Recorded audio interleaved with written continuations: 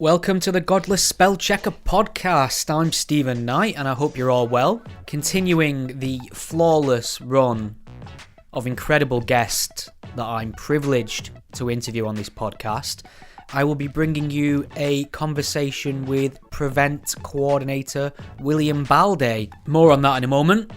A few notice board items, I suppose.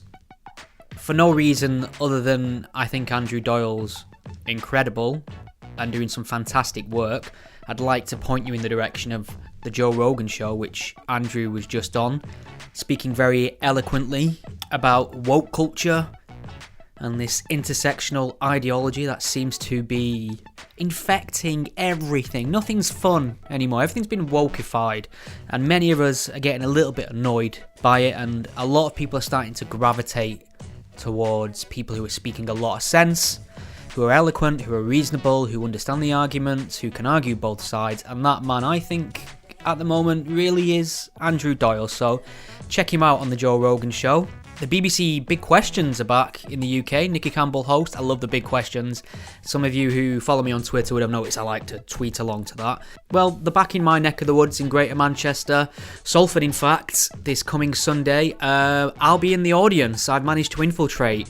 So hopefully I can sneak in a few evil glares, a few sort of uncomfortable faces. Maybe I can get a few comments in.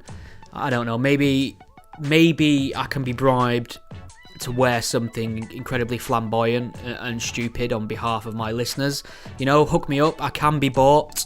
So let me know what you think. But tune in, I love the Big Questions. They're going to be talking about capitalism, the environment, and faith in the sense of, you know, does it matter what you believe or does it matter how you behave? Which is a great question. Looking forward to that. This episode is, anything to do with extremism in the UK is always timely and relevant now, which is incredibly concerning. We have a anti-extremism strategy in the UK called Prevent, and William's a coordinator for that project, advises the government, knows a lot about de-radicalisation and the strategy in general. So we really get into them details, but it's, you may have just seen that there was another terrorist attack in the south of England in Streatham. Familiar story. Jihadist with a knife gets a bit too stabby whilst wearing a hoax suicide vest. Fortunately enough, the police took him out before he managed to do as much damage as possible. Unfortunately, several people were injured, one of them with life-threatening injuries, I've heard. I've since read that they're in a stable condition now, so that's positive at least. But, that happened after we recorded this episode, so this episode's already out of date in terms of the landscape of extremist terrorism in this country. And I worry that we have a bigger issue than many either understand or want to understand, because not only do we have a huge problem in the UK of young Muslim men heading out to Syria to dedicate their lives to the Islamic State, we also have the issue of many of them returning. We're currently in constant legal battles over Shamima Begum, whether or not her citizenship should be revoked. This is the infamous jihadi bride. So we have returning fighters to worry about. Then we have the problem of potential terrorists who are in the UK who haven't left, many on watch lists, many terror attacks foiled, many of them serving time, in fact. And then we have the added conundrum of their pending release dates, which is another political wrangle currently going on in our country. The current government's looking at ways to try and extend their sentences, because this latest attacker and the attacker before him had offences, terrorism-related offences. They were on watch lists, they were being monitored, and there's this sort of feeling that our police and our anti-extremism services are some, omnipotent source that can see and do everything at all times. And I'm much more pessimistic, as grateful as I am for the people who put themselves in harm's way to do this vital work, and I sincerely believe they do the best with the support and the funding they have. They are not infallible. I think if somebody wants to commit an act of terror and is committed to it, especially one that's not something that might flag up, trying to procure explosives or materials from, for suicide vests, or recently returned from a terrorist hotspot in the Middle East, etc. Somebody who just wants to get a knife and go on a rampage. I'm not sure there's an awful lot you can do about that apart from deal with it after it's happened, which I'll place to their credit. Our services have done a fantastic job in response to that, from Westminster Bridge to this latest one in Streatham. So it's kind of depressing, and not only do I feel people aren't talking about it sensibly, there's a concerted effort on the left to denigrate any anti-extremist policy as quote-unquote Islamophobic, as racist, as oppressive, as nefarious. So there's no appetite on my team, the left, to tackle this. Then, coupled with that, we have a seemingly endless number of Muslim interest groups who are hell-bent on tearing down any anti-extremist policy one could offer up. These Muslim interest groups, which are probably not worth naming, but you all know who they are, seem like this fuzzy acceptable face of Muslim outreach, but when you scratch the surface, they have some incredibly conservative Islamist views. Some of these groups out and out defend literal terrorists. So, the mindset I'm in right now is we're doomed. Sorry to be pessimistic. I know that's not my usual mode of operation, but that's how I feel at the moment, and I think things are going to get a lot more difficult before they get easier. But luckily, people like William, who are very switched on, very dedicated, very bright, know their stuff, are working in this arena, and that makes me feel a little better. Unfortunately, he doesn't get a lot of love for his effort, as he will go into on this podcast. So I'm very fortunate to have someone like William on the show to tell you what Prevent's all about, tell you what the misconceptions are, tell you what they actually are attempting to work towards, and dispel these myths that it's solely focused on Islamic extremism. And I think he does a great job. So break up some of the negativity he gets in digital form on the old Twitters, and send him some kind words. And you can do that by tweeting him at Will Baldẽt. That's Will L Baldẽt, Baldet. I'm sure he'll like to hear that his work's appreciated. And finally, thank you to my incredible Patreon supporters who are hanging in there. You all had access to this episode a fair bit earlier than general release, and I love you and I appreciate your support. If you want to support the podcast, which is 100% listener supported, I don't run ads, I don't sell anything, this isn't my main job, I don't earn enough money from it to support my meth and scotch habit. So if you want to contribute to that, you can do so by visiting gspellchecker.com/support. Enjoy!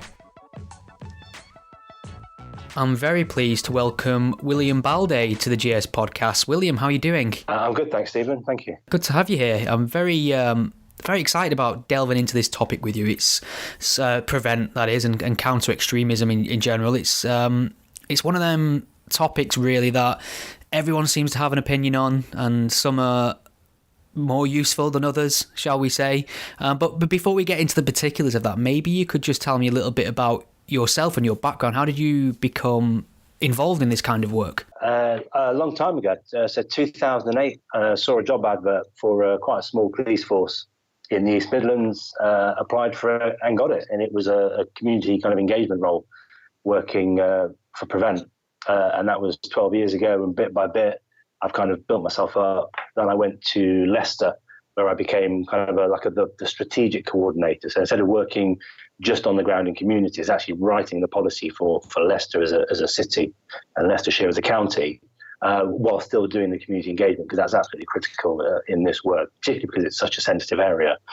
And just about a year and a half ago, maybe, I've ended up covering kind of East and West Midlands. Although I don't do the hands-on kind of delivery anymore, I oversee the towns and the cities that are seen as a higher risk, and just make sure that they're managing the programs well and have a good relationship with central government as well. Right. So, I mean, what sort of things are involved in community work. How does that work? What's a day-to-day aspect of carrying out community work for something like Prevent? So the phrase is community engagement. It's become a bit of a catch-all kind of buzzword. But if you're doing it properly, you are constantly consulting with the communities within which you're working, partly because you need to build confidence in an area that's really incredibly sensitive, and partly because at the end of the day, you need communities on board. If communities are concerned, whatever that community is, if they're concerned about people within their own community who are either vulnerable to some form of radicalization or potentially perpetrators of radicalization, they need to have the confidence to come forward and ask for help. And they're not going to have that confidence if they are relying on a bit of paper that says, this is a policy, please put your hand up. If they know who they're going to be speaking to, and they have confidence in the person they're going to be speaking to, and they have confidence in the processes that are working locally, and they'll know that from having constant dialogue with the people delivering the policy, then they're more inclined to reach out for help. Because if they don't reach out for help, then you end up in a situation whereby you've got some either incredibly dangerous or incredibly vulnerable people in your communities, and nothing's being done about them. And if that's left unchecked, bearing in mind we're a counter-terrorism strategy, then obviously worst case scenario is you end up with more terrorists. Yeah. So before I get into specifics, maybe you could give my listeners an overview of what Prevent actually is. And I mean, a lot of people will have heard various things about it in the news in the UK.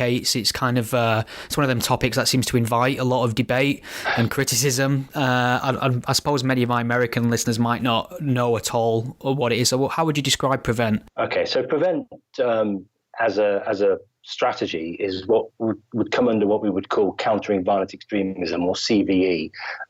Some of your listeners may have heard it as PVE, which is preventing violent extremism. The two are used quite interchangeably, although there is a slight difference between sort of preventing it and countering it. But in America, they tend to call them CVE programs. In the UK, we call it a prevention program, and it just got abbreviated to Prevent because people couldn't be bothered to say prevention every time. To be perfectly frank. So the idea behind it, so we have a counter-terrorism strategy in the UK, which the listeners will be very pleased to hear. And it has four kind of pillars to it, or four strands to it. The first one is Pursue, and that's kind of the exciting, sexy one, which is kind of, counter-terrorism, police, MI5. They know who the bad guys are, and off they go to try and stop them from committing acts of terrorism and investigate them and get them in court. Then you have Protect, which is about making sure that we in the UK are a hard target for terrorists to attack. You have Prepare, which is kind of the pessimistic strand, which says it's going to happen again. So how do we get back to business as usual as quickly as possible and not damage the financial implications here in the UK? And then you have Prevent.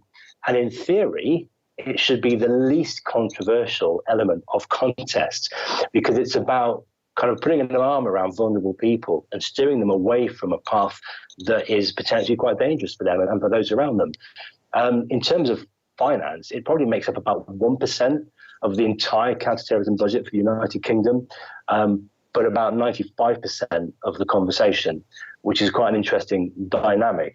But at its core, what it really sets out to do, very simple, prevent people from becoming terrorists. The idea being that if you don't stem the flow of people from becoming terrorists, the problem is just going to escalate and get out of control. And actually, when you're trying to investigate actual terrorists, it's an incredibly expensive and resource-intensive commitment. So if you can prevent people from heading down that path in the first place, it's a lot more pro-social. So it's a positive way of kind of steering people away from a dangerous journey. It's an awful lot more cost-effective, and you're stemming the flow of terrorists. So we tackle the causes and the ideologies that are out there that kind of promote radicalization, promote terrorism. The two most dominant ones that your listeners will be aware of are obviously the Islamist terrorist threat, so groups like ISIS and groups like Al-Qaeda and the other kind of franchises around the world, and right-wing terrorism as well. There are other issues and causes and ideologies as well, but because Prevent is threat agnostic, so wherever you are based locally, whatever your local and particular risk and threat is, you will adapt your policy or your strategy or your program to fit that local threat. So in the kind of northeast of the country, the right-wing threat seems to be higher. If you're in East London, I would say the Islamist threat is probably higher. And in some cases, it's about a 50-50 split, depending on where you are. So tackling the causes, tackling the ideologies is part of our kind of bread and butter. Those that we think are at risk of radicalization, so those where a family member or a teacher or a neighbor has kind of put their hand up and said, look, we're really concerned about John, for example, what can be done? We would look to approach that person and offer them a kind of bespoke, we use the word safeguarding quite a lot, and I will probably use the word quite a lot as we talk, but essentially it's a way of trying to reduce the risks around someone that might be causing them harm. And in terms of safeguarding, we use it for neglect and domestic violence and sexual abuse, so any kind of social harm. Safeguarding is the response to reduce that and keep people safe. And we do the exact same thing within the prevent strategy. So it's the very soft end of counterterrorism. So where people are at risk, we offer them a voluntary way through that kind of muddle that's going on in their head to steer them away from wanting to hurt people or hurt themselves because of whatever cause that they are attached to.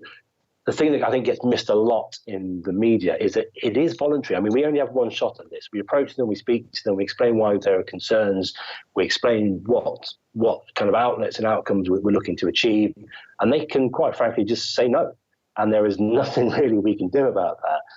Unless they then cross the line and commit a crime, in which case the police will be all over them. But we don't want that. We want to try and do something positive in their lives and turn their lives around. And quite frankly, this is nothing new. We do this with gangs, we do it with guns, we do it with knife crime, we do it with a whole range of social harms where particularly young men, and I think anyone who studies criminology will tell you that the age range of kind of 13 to 23, 24 years old in young men in particular is kind of that prime period where they get involved in criminality or in drugs or in gangs or violent kind of offending. And it's exactly the same for us as well. It's that same age range and predominantly male, but not exclusively.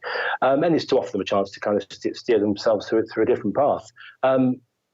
Most people say yes, some people say no. At any time in the process where we're working with them and it's consensual all the way through, they can just say, actually, this is not for me, I want to leave the program, and they leave the program and shake hands and off they go. If they exit the program and everything's absolutely fantastic, it might last 6 weeks or 6 months or maybe a year. If they want to voluntarily then approach us to say, I'm really having trouble, I'm really struggling here, can I get back on some kind of program?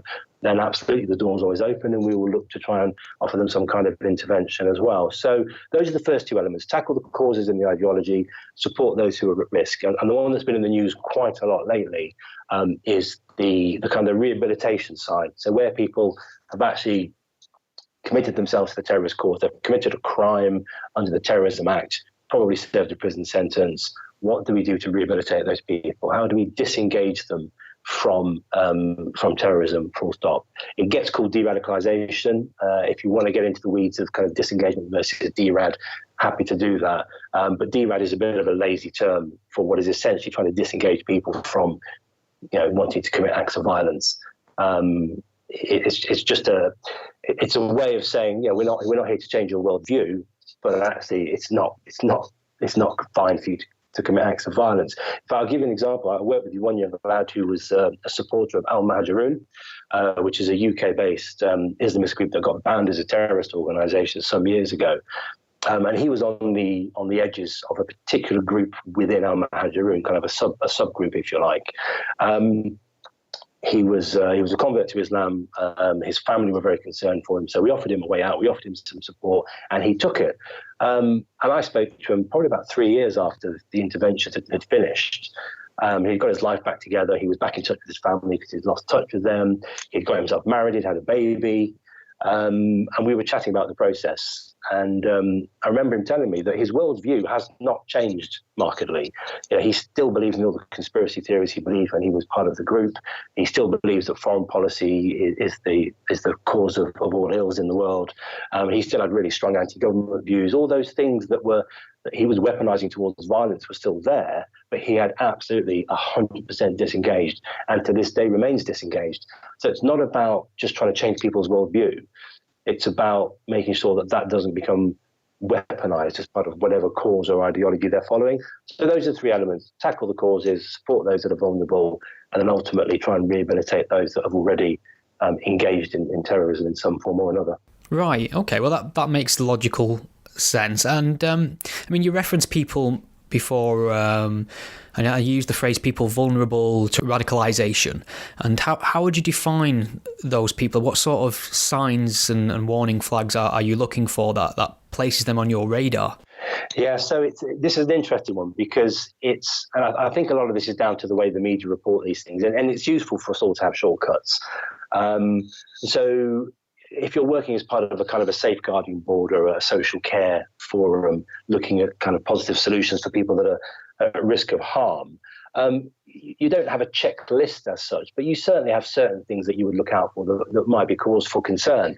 But it's not a checklist. So when we talk about some of these factors, people say, well, hang on, I hold that. You think I'm a terrorist.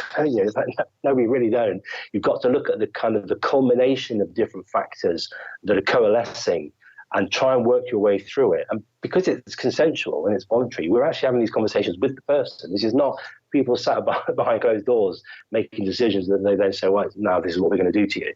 It's about saying, look, these are the reasons we have concerns. This is the ideology we think you're attached to. These are the kind of behavioural changes we're worried about. And this bit, Stephen, is absolutely critical. It's when there are significant behavioural changes that are aligned to these kind of factors of concern, that's when it becomes something that we worry about, because it's a significant change in an individual, in their behaviour, in their personality, in their outlook on life. It could be triggered by any number, almost infinite number of different personal, social or psychological factors.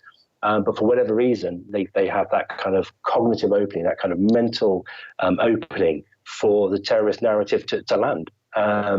Usually around whatever personal grievance that they're holding inside. So the kind of things that would worry us, I guess, and again with a huge caveat that this is not a checklist by any stretch of the imagination, where people are starting to express really polarized views about the world around them, particularly if it's kind of animosity towards one particular ethnicity or group, where they're almost as if their very existence depends upon those attacks against those outgroups taking place.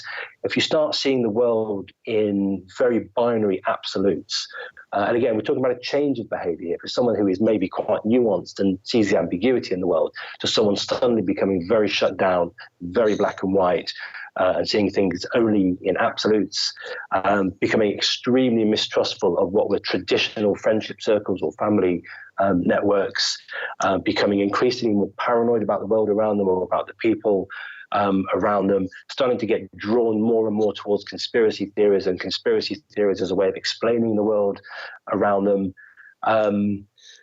Starting to sort of, I guess it comes with the paranoia, starting to feel as if they're being victimized and they're being rejected by society kind of more broadly. And then if they start to cut off ties with those traditional networks, peer groups, family networks, whatever that may be, the big red flag for me, and I'll kind of bang this drum again and again, is where violence becomes legitimized or seen as appropriate or even seen as a necessity in order to right whatever wrong they see in the world or whatever grievance that they're holding dear.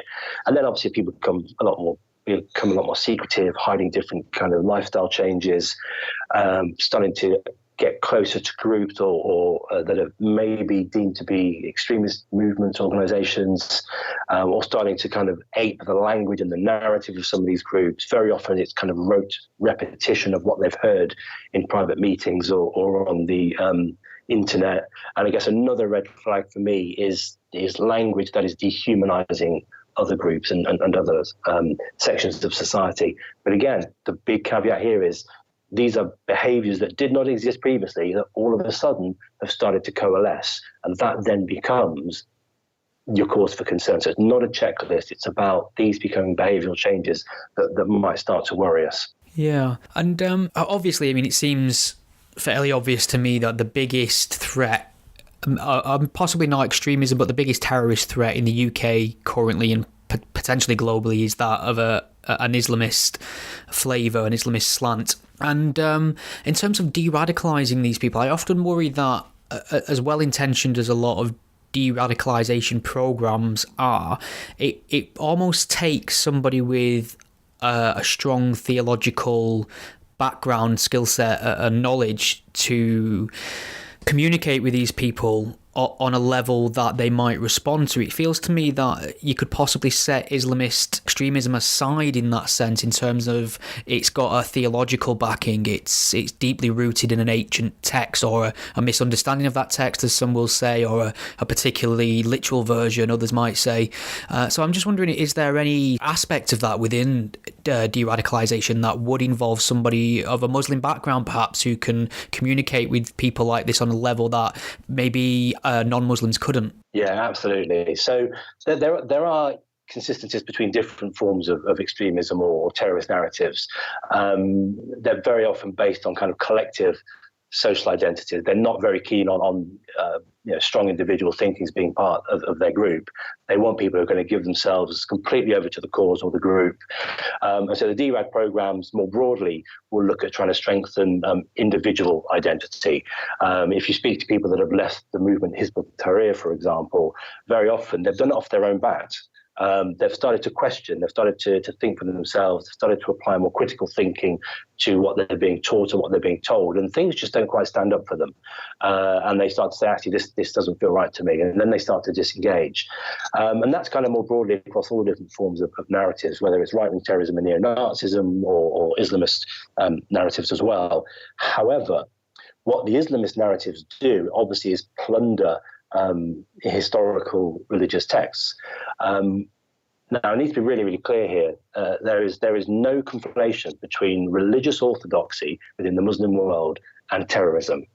So, yes, if you look at a group like ISIS or Al-Qaeda, they are incredibly religiously observant as they see themselves. But that's where the sort of similarities between them and other Muslim communities sort of ends. They are cherry-picking religious texts to suit their own terrorist narrative or to suit their own agenda.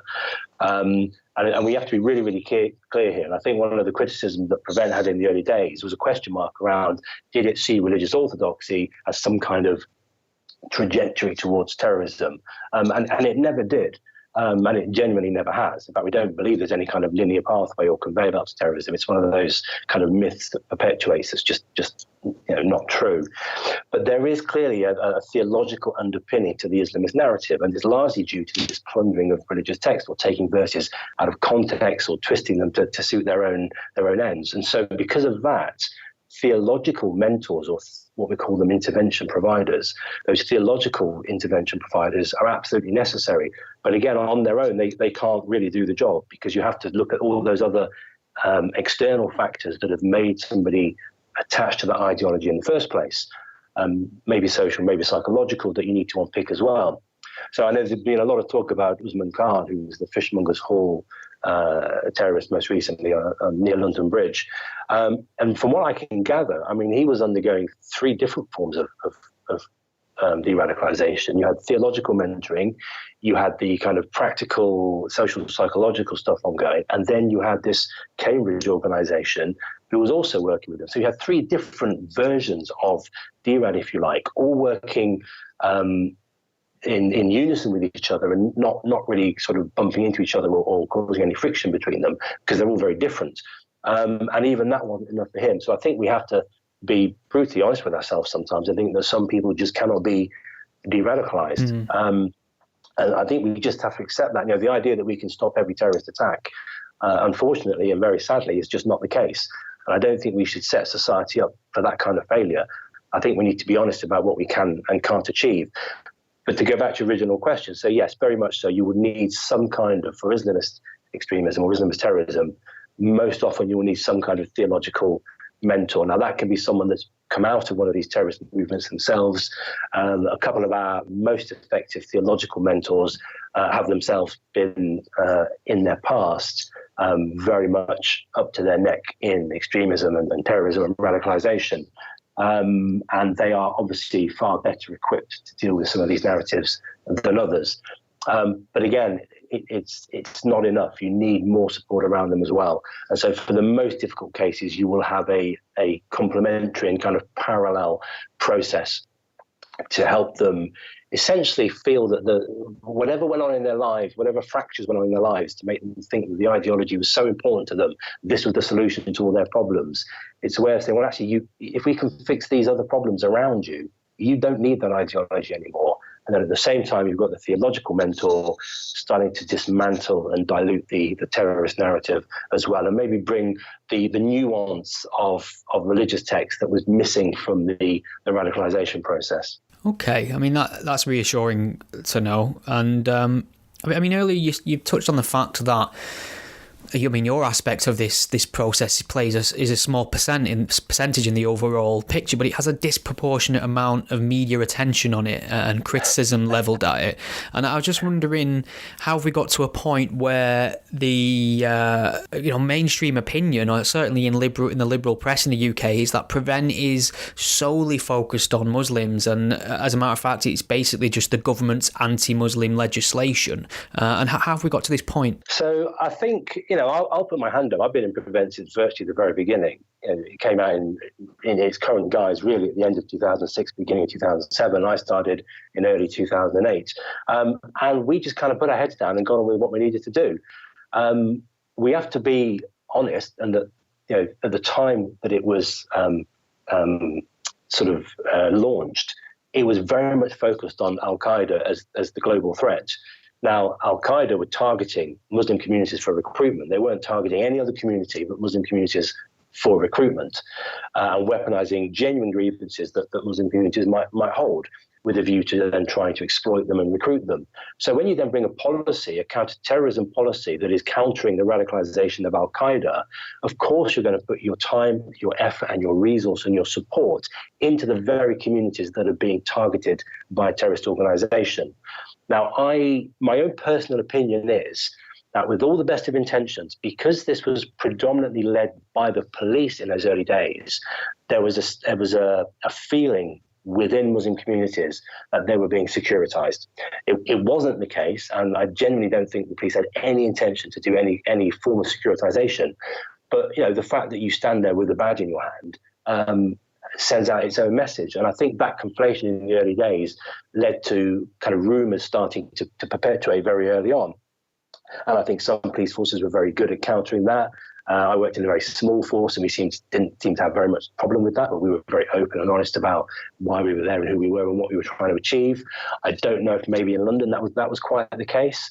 It's not for me to say because I wasn't working in London. So I think that started the problems very early on.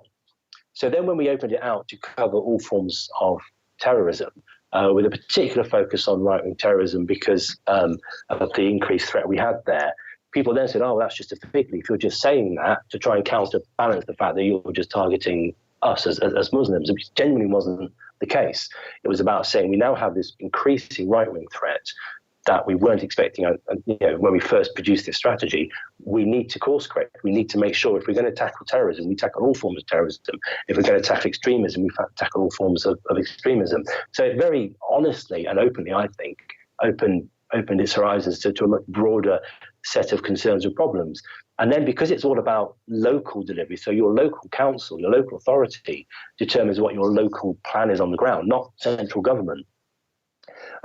It can be completely adapted to whatever your local risk is. So as I said earlier, if it's northeast of England and it's right-wing terrorism, then your local plan will reflect that. If it's east of London or the centre of Birmingham potentially, then it's going to be a slightly different looking plan. So that kind of started the myths, and because we kind of I guess we ignored it. We just thought, well, they've got it wrong, they're silly, and we just carried on doing what we were doing. Nobody thought to say, well, hang on don't we actually need to be stood there in front of the media saying, you're not right there, you've got that wrong, we need to tell you what's really happening. Why that wasn't the case, I don't know. Whether that decision was taken in central government or by the police or local authority, I genuinely don't know. I mean, I know if you want someone from a local authority to talk to you about any policy that they're delivering, then you're not going to get the officers and the workers who are doing the job. You're going to get a politician, a local council who's elected, who will get a briefing for an hour to give you a 5-minute soundbite.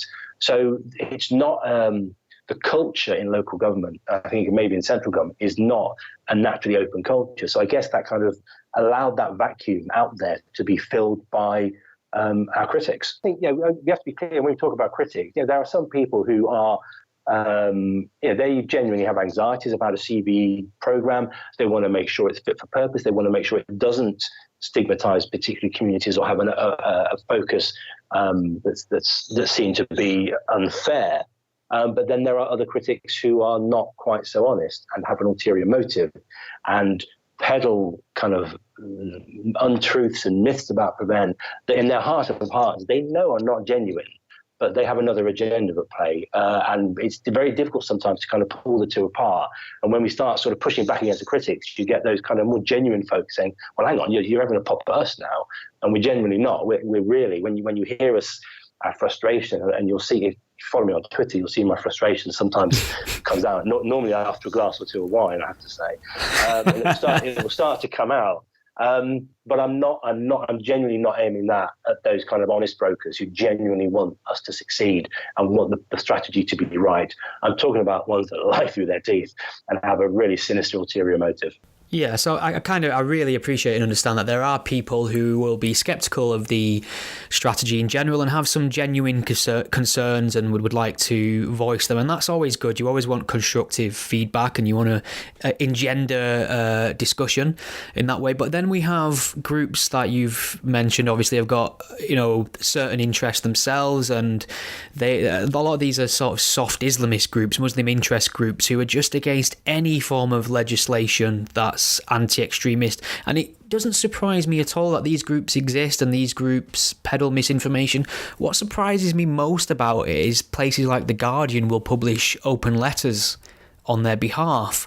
So I mean, how does that relationship occur when you have bad faith actors? In this instance, we have very prominent Muslim interest groups who are very anti-Prevent and spread a lot of misinformation. How do they develop such a close relationship with massive left-wing media platforms to the point where they'll happily spread their misinformation for them? That's a really good one, because I mean, there's a very short book out there. It's more of an essay called Double Bind by a left-wing feminist journalist from New York called Meredith Tax. And if people are genuinely interested in that connection between kind of the far left and Islamist movements, it's worth a read, because it shows you how that relationship has blossomed over the years, and not just in the UK, all around the world. And it's never worked out well for the far left, I have to say. And so the double bind that she's talking about is where you align with these movements on issues like anti-racism and anti-Muslim bigotry and foreign policy and kind of anti-colonialism because of Britain's inglorious past. So you align yourselves on those issues, and then the double bind comes when someone says, "But have you heard their views on homosexuality?" And all of a sudden you get this kind of this fracture within more kind of left wing thinking, which is, well, blimey, I've got to choose now, haven't I? And that becomes a real tension point and a real litmus test, I think, for where people will fall. And I think, and I don't think it's controversial to say, the further to the left your thinking is, the more inclined you are to throw some of those minorities under a bus for the alignment with Islamist groups. So that's how that relationship formed. But I would urge people to read this essay, Double Bind, if they're genuinely interested in that relationship. So you then have mainstream media outlets like The Guardian. And again, it's no secret The Guardian have probably come at us more than most. In fact, just in the last few weeks, it's been an almost daily story, to the point now that people are kind of pointing at The Guardian and saying this is a little bit farcical. Are you a newspaper or are you a protest movement? Which is a shame, because you've got two very good journalists who are doing it.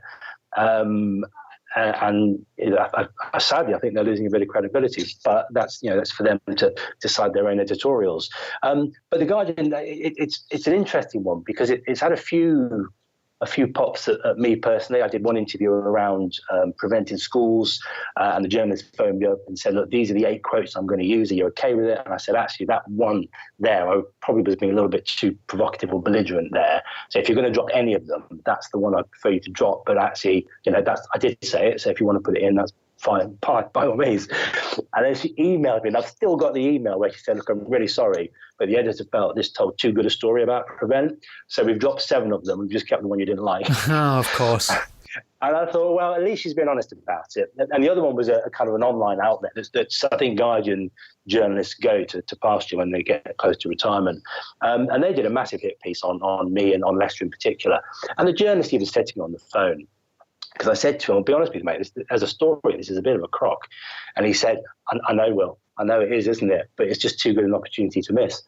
And he ran it anyway. And I just thought, well, at least he's honest about his dishonesty. There is that, I guess, at least. So you do have that alignment. And it's something we're stuck with. But I think my gut feeling is, Stephen, that most of the general public haven't got a Scooby-Doo about Prevent. They just don't understand it. I go and see my family sort of Christmases and a few birthdays. And I've been doing this for 12 years, mind. And I'll tell them, they'll say, what is it you're doing again? I say, oh, working Prevent. What's Prevent again? And I'll tell them, I'm having that conversation every year, several times a year for 12 years. They are my family. They're my blood. And I tell them repeatedly, and they see me on Twitter and they see me on Instagram and they see me on Facebook, and they still haven't got a bloody clue what Prevent is.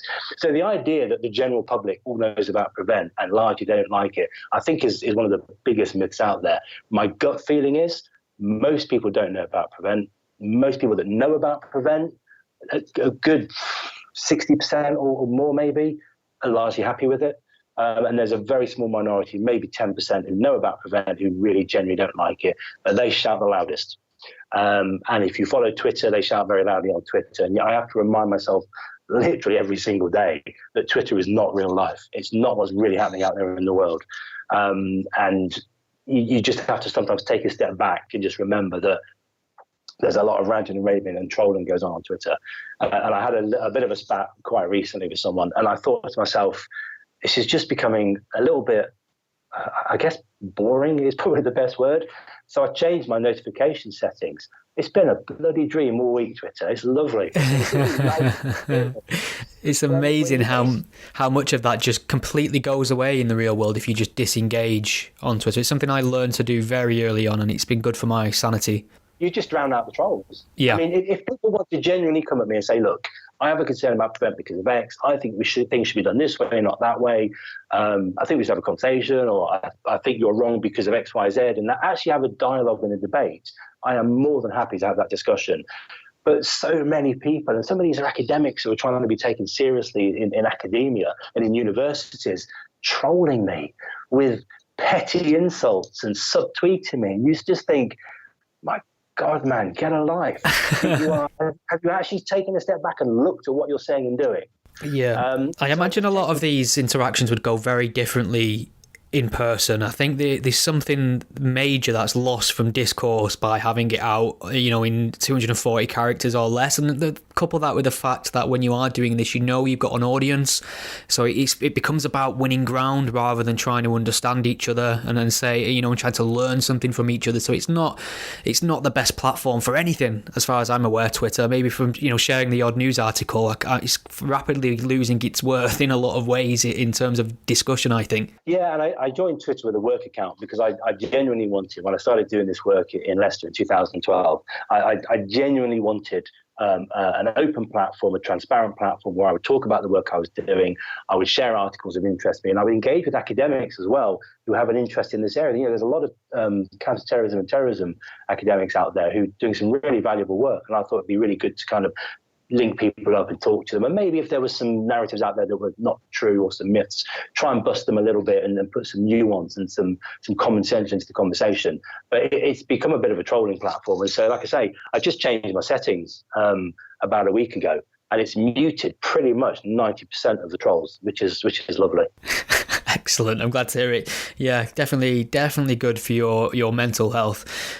So, I mean, one of the ways these sort of soft Islamist interest groups have managed to gain prominence as well is a lot of senior politicians will turn out for their events and endorse them, and seemingly oblivious to their actual beliefs and ulterior motives. I know the government's worked with a number of them in the past. I know the leader of the opposition's been cosy with a number of them, and I was wondering, is there any progress on that score in your mind? Do you think we are slowly starting to wise up to the agendas of these groups?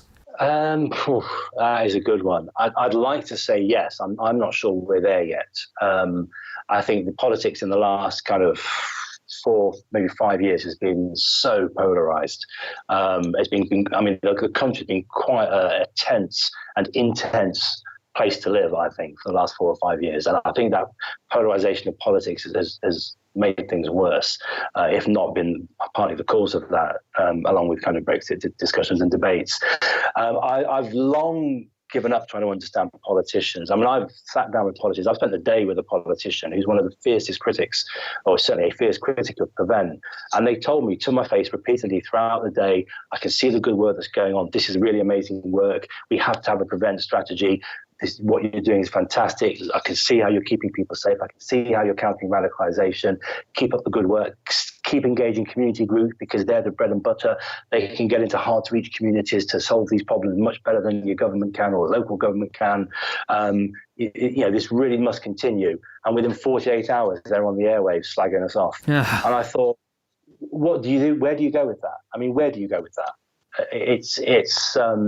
I've just kind of long given up. And I've lost count of the number of our critics. Some from some of these interest groups you're talking about, who have had these very private conversations with me or my colleagues and reflected on the amazing work being done under Prevent. And then, not hours later, certainly days later, started attacking Prevent again for all the same tropes that they were peddling before. And so when you've got that level of is dishonesty the right word? I just don't know where you go with that. I think it's very unlikely that the current government will be engaging with any Islamist movements or kind of soft Islamist interest groups. I don't think they're in that place, but it'll be interesting to see how things change under Labour with a new leader and which leader we get and where those allegiances lie. But I think the more kind of extreme with a small e of those interest groups, I think most politicians now have got the measure of them and are very wary in some cases about sharing a platform with them. There are others that are not quite so clear-cut, and you might have a very large kind of activist body that's doing some amazing work and genuinely wants to see, and rightly so, better representation of Muslims in the media, better representation in politics, an honest conversation about some of these really challenging issues. But maybe the leadership of these movements have an ulterior motive and are using the activists as part of that endeavour. And those ones are less clear-cut, and I think the politicians will probably be more inclined to still engage with those groups. If we have concerns about that, then I guess we have to raise that. But, you have to understand how limited we are as what we call practitioners, who are just basically staff working at Prevent, how limited we are having any kind of influence over the political classes, whatever politics they follow. You mean you're not some highly funded Orwellian overlords who've got their hands and eyes in all things at all times? Mate, let me just run you through. I wrote this down before I came on. Let me just run you through what I am, apparently. I'm a Nazi. I'm a race traitor. I'm unwashed lefty scum. I'm a far left extremist. I'm a far right extremist. I'm a terrorist sympathizer. I'm a Muslim hater, a Muslim lover, a profiteer of oppression, a faggot. I socially engineer Muslim women. I'm a paedophile. I'm an apartheid-era concentration camp guard. I'm a cook, libtard, leftard. And apparently I'm going to be judged in the People's Court for treason, and I will face the consequences of my foul crimes. I am all of the above and more. The best one actually was the other day, and I am going to change my Twitter profile. The Grand Mufti of counterterrorism. That's excellent. Where the hell did faggot come from? I mean, is that far left or far right? They're the questions you have to ask nowadays. That was a neo-Nazi movement. Neo-Nazi, of course. Yeah, he didn't like me talking about national action, so naturally I must be gay. Really? It's just, I mean, the logic of some of these people is unreal. But yeah, so I'm all of the above, and I'm an Orwellian, overlord. Well, I'm glad to see that you can sort of take that for what it is. And obviously it does. I hope it doesn't hit you too hard when you facing them kind of smears. But on a more serious note, I mean, on one hand, you're dealing in an area that will bring you into the sphere of extremists and potential terrorists. So you have that already on your plate. And then you have to deal with the smears in the media, that many of which will reference you by name. And I'm just wondering what sort of implications does that have for your own security? Is that something that you have to give a lot of thought to? So I didn't to begin with. And then when I went on, when National Action was banned, I think it was the end of 2016? Right. I went on TV to talk about why they were being banned and what that meant. And that was all I did. And it was just on kind of regional TV, BBC, I think it was. And I put the video up on. I've closed the YouTube account now because of the attention it was getting. And I put the video up on YouTube, just saying, who are National Action and why are they being banned, something like that. And that's when some of the neo-Nazi movements from all over the world started coming at me, and I was kind of brushing it off to begin with. But some of the threats and some of the language got quite dark and violent. And although I felt confident enough that I would just kind of plod on.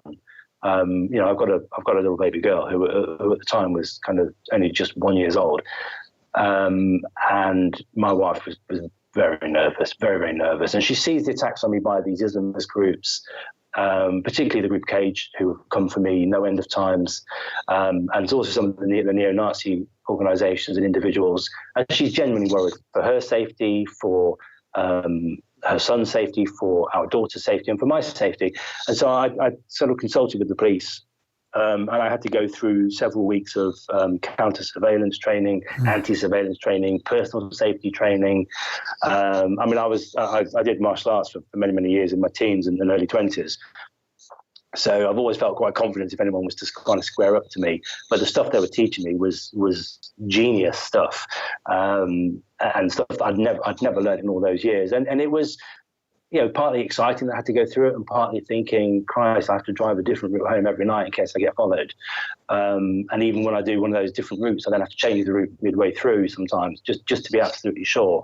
But now I've kind of minimised that to just when I've been in the media.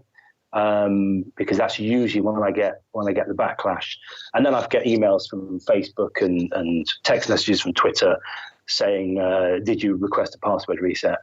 I get that all the time, and it's always when I've been in the media or I've had a spat on Twitter. All of a sudden, that email comes through, or that text message comes through, and I've got double verification, whatever they call it, on pretty much everything. So I always get a text message or an email to say, "Was this you? Yes or no?" To some extent, there is a bit of a real world element to it. And at the end of the day, you look at some of these groups. National Action is a banned terrorist organisation. Whatever your own views of it, they are a banned terrorist organisation. And some of these Islamist groups, they are businesses, not charities. They are businesses, and their business is supporting actual terrorists. So you do have to take that seriously. And I don't think that does get spoken about much in the media. So I kind of read a bit of a blog about it a while ago, just saying, look, this is the kind of shit we have to endure. And it got quite a lot of pickup about it. There was quite a lot of sort of empathy with what we're doing. But there's hundreds of people working in counterterrorism or CVE more broadly. And some of them go unheard or unsung, but we all have to have concerns about the same kind of issues, particularly because, as you say, you're tackling extremism, and if you're going to do it effectively, you've got to do community engagement. You've got to be seen and be open and be available to people, and that does place an additional risk on you. Yeah, I mean, it's a horrible position to be in where, as we were talking before, there's a lot of people who don't quite understand Prevent, so it becomes vital, really, that you do this kind of media, public-facing work, but then when you do, you have to contend with, threats and things of that level, so it's, I'm glad you are doing it, but it doesn't sound pleasant, to put it mildly.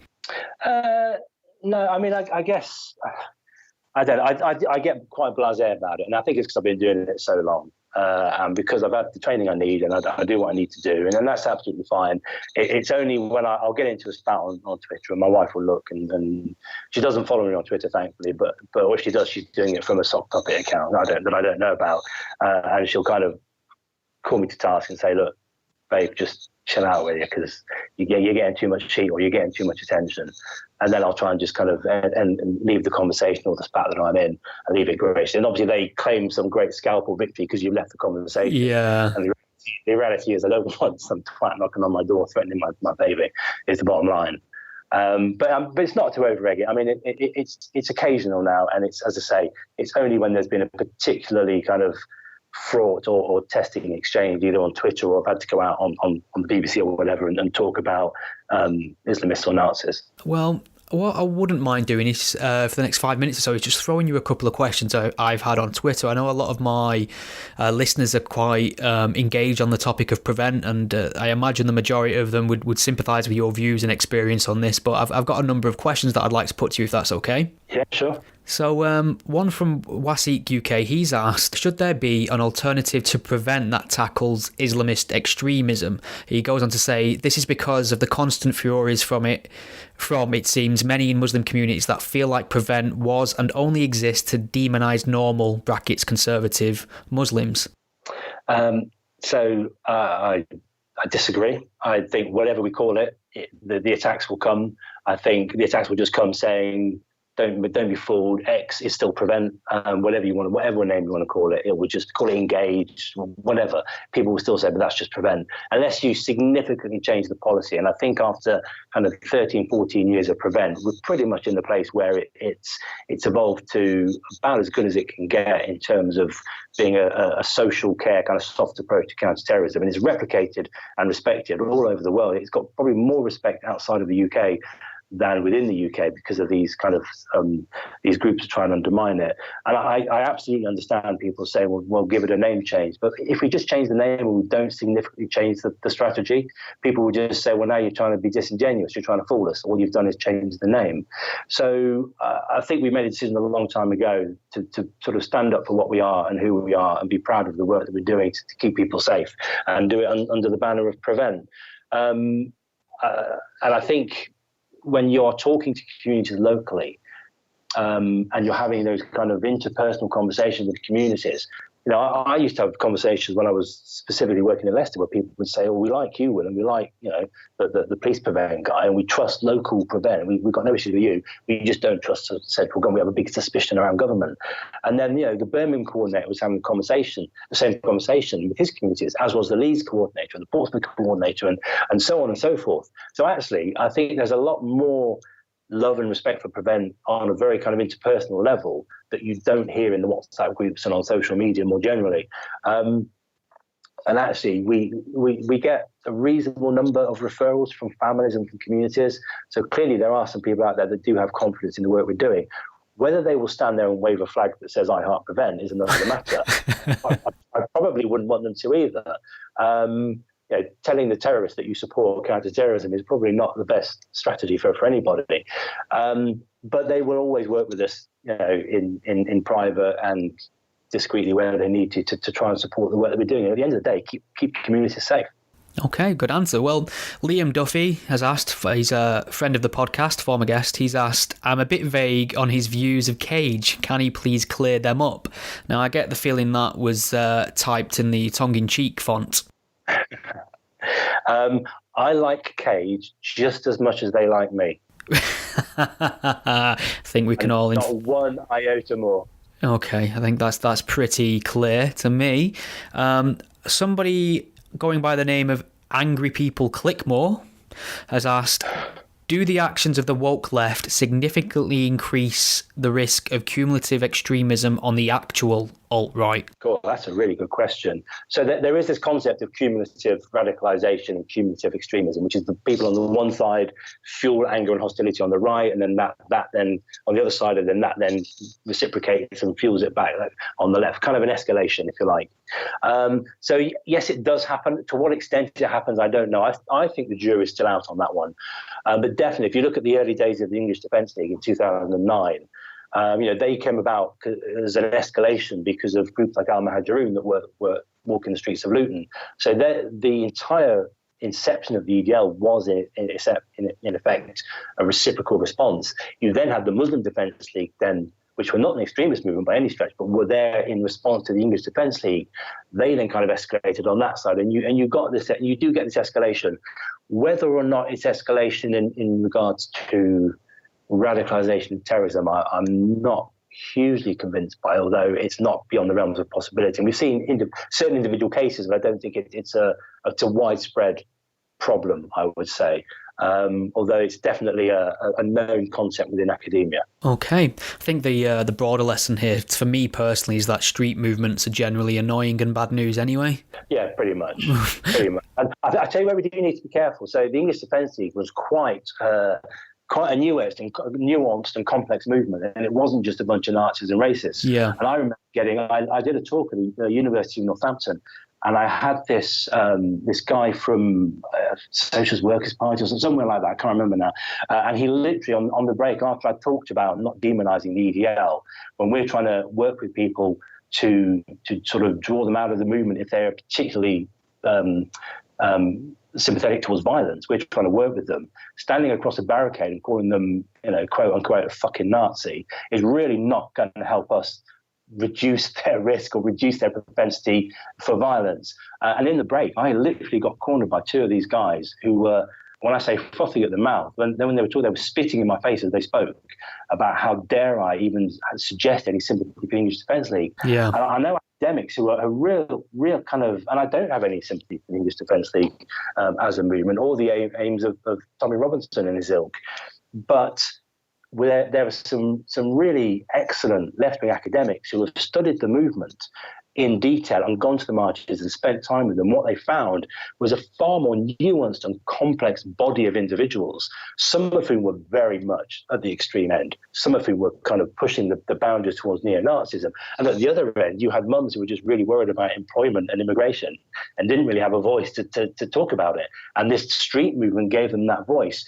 And as a result, these academics were ostracized by their peers for daring to suggest that the English Defence League might have some more nuance to it. And I spent some time in the DFLA, the Democratic Football Alliance, set up a secret Facebook group. So if it's secret, you don't know it's there, you can't search for it, and you have to have a personal invite to enter it. And somebody said, you might be interested in this, Will, do you want to come in this group? And I thought, well, this will be good research. At the very least, I'll get a blog out of it. But I might actually be able to get us a real grasp of some of the nuances and some of the radicalization processes. And there were people in this secret group, which, by the way, had 12,000 members.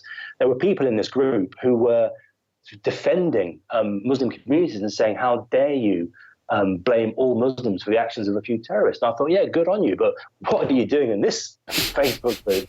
And at the other end of the spectrum, you had people saying, let's go out with knives, we need to slit some throats, and everything in between. So I think if you start trying to demonize an entire street movement like that, I think you do make the problem worse. I think you need to understand who the actors are and the movers and shakers in those organizations that are problematic and potentially dangerous, who the individuals are that might be vulnerable to radicalization. I mean, we worked with one neo-Nazi some years ago now, 2010 or 11, and his job was to go into EDR marches and try and find the more militant activists and draw them into neo-Nazism and away from the far right. So we know there are vulnerabilities in those movements that we in Prevent certainly need to be very mindful of.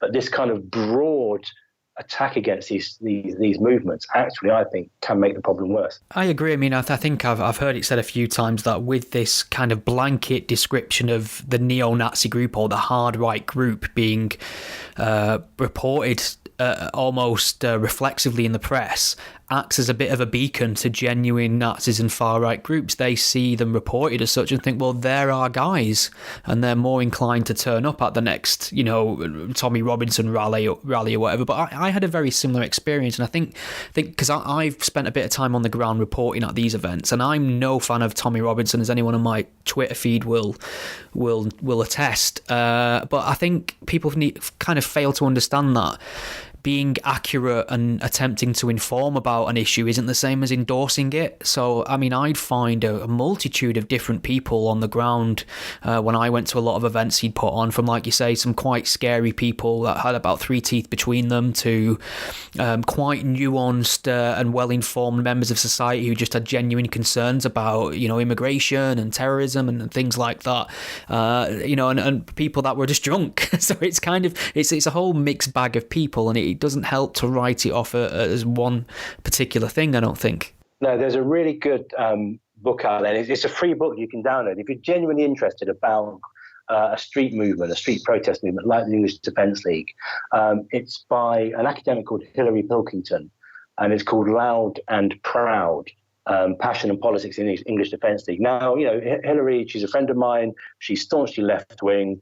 And she spent a huge amount of time. I think more than any other academic, she spent more time in those marches. And she's written this book, which is, as I say, it's a free download. And it really gets to grips with what's actually happening inside this kind of sea of people on these marches and who the different players and actors are. And she recognizes there are some people with absolutely no extreme views whatsoever, right the way through to kind of inherent neo-Nazis. And she has no sympathy for the extremists in those movements, but she does, as an academic, very objectively try and stand back and say, what is actually happening here? What voices are trying to be heard and what messages that they want to get out there? And just because of that, I think she was one of those that ended up getting attacked by some of her peers. And I think we're in this kind of polarized society now. And I think Twitter and social media have made things worse, but we are, even if I'm going to wait for the headlines to come out and say, Man from Prevent sympathises with the EDL, which I genuinely don't. But just because I've tried to introduce nuance into that kind of conversation, that's the kind of thinking we've got out there, where you should either be for them or against them. And life isn't that simple. In fact, one of the things we try and prevent to tackle more than anything is exactly that binary polarized thinking that's taking place. And actually there is ambiguity and there is nuance in the world, and that's become lost now, I think, because of, as you say, these 240 characters where you have to pick a tribe and stick with that tribe no matter what. And actually, when you try and understand the nuance and the ambiguity, certainly in the prevent space and counterterrorism space, it's the best and most effective way of reducing the risks of people is to introduce that nuance and start to challenge binary thinking. Yeah, I mean, I used to really value Twitter, and I do think there has been a change in the way that plays into our public discourse these last few years. But I used to like it in terms of it played as a stress test in a sense. You could put a view forward, and then you would get some pushback and some good criticism or some counterpoint, and you could adjust and move forward. But now what I tend to see is someone can have the most horrendously ill-informed, objectively false opinion on something, but they will receive enough positive feedback from people who have the same ill-informed views that it just bolsters their view and reinforces their biases, and they're not learning from it. And that's what I worry about now, that views out there that can be horrendously awful will get rewarded when placed in the context of social media. Yeah, I think I've seen talk that Twitter are kind of regret the like system. And how it's amplified some of the most atrocious viewpoints, and people that are doing things for like. I think even Instagram now have changed it as well, haven't they? So that you're not craving likes as part of your own kind of social identity. So you can't now see what other people are liking on certain posts, and I think social media has recognised this challenge. My worry is that the genie is out of the bottle now, and I'm not quite sure how they're going to put it back in. But I'm like you. I thought, what a great way to be kind of open and transparent and talk about our work, and maybe have some gentle challenges that we can discuss in an open forum, but using Twitter rather than a community meeting, say. And actually, it just descends into trolling and abuse. If you've got something to say, let's have a conversation. If it's trolling me or an insult or just a snipe barbed comment, I'm not interested. Take a hike, mate. Yeah, I agree. I totally agree. Well, I've gone through all the points I wanted to get in. That's flown by, and this is definitely a conversation that could go on for several hours. But I want to thank you for coming on and giving up your time. And just on that note of social media abuse, where can people find you on Twitter? Okay, so yes, if you want to troll me on Twitter, please do, because my settings are such that you'll be shaking your fist at the moon. But by all means, have a go. So it's just my name, at Will Baldẽt, so WILLBALDET. I've got a Medium account I blog on as well. If you Google the name, there's a few kind of like Huffington Post blogs I wrote around the subject matter of Prevent that people might be interested in. I try and talk about different elements of it and inject a little bit of kind of critique and honesty into them as well. But Twitter is the main forum where I'll kind of talk about these issues. So by all means, if people want to follow me or have a go at me or just have a conversation with me, that's the forum to do it. Excellent. All right, William, thank you very much for coming on the show. Is there anything else you'd like to point people towards or get in before I let you get back to what's left of your evening? No, I think we've covered a lot of ground there. So thank you for the opportunity to talk about it. Wonderful. Totally my pleasure. All right. Take care. Bye now. Thank you for listening to the Godless Spellchecker podcast. The podcast is a one-man operation, produced in my spare time away from my day job, and I love making it for you. If you enjoy what you hear, please consider lending some support.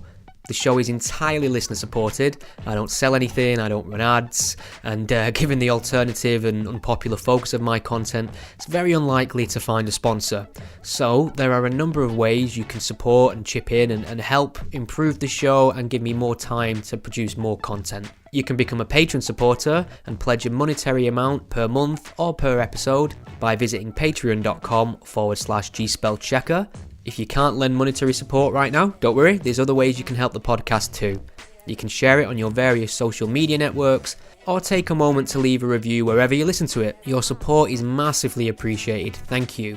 Think we've all learned something here today?